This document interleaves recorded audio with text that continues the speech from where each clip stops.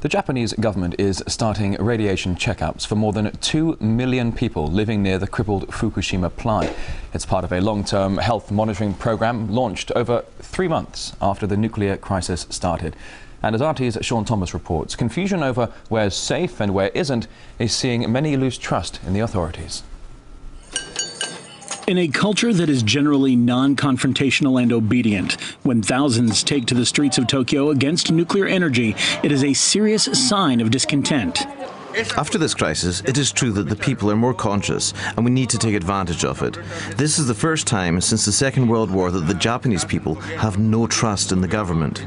Iwaki, a coastal city devastated by the earthquake, the tsunami, and on the edge of the radiation exclusion zone, is starting on the long road to recovery. But the people living here say the government just isn't doing enough.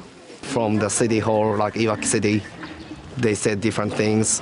Like prefecture, they said different things. And the government, they said different things.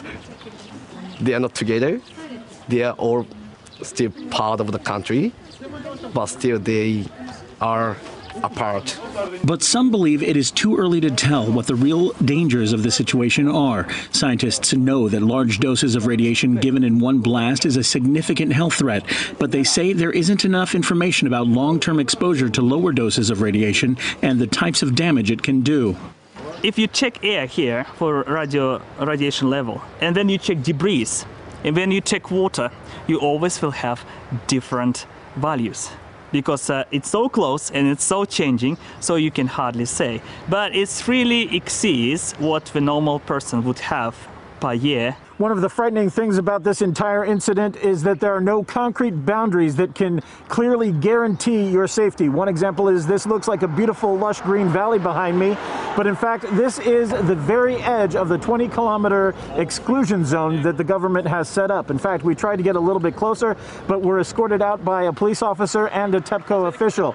Now, although this is supposed to be a safe area, the radiation levels here are still between 7 and 10 times higher than normal.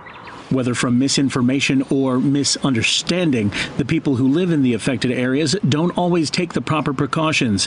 Here, a volunteer works to clean up toxic radioactive hotspots with hardly any protection at all, a problem that some say is compounded by government propaganda, accentuating the benefits while neglecting to inform about the dangers of nuclear waste. The first thing the government should do is let the citizens know the real cost of nuclear energy. Until now, the priority has been to profit from energy. The PR machine of the government has been emphasizing the benefit of nuclear energy, and the citizens have been brainwashed to believe it.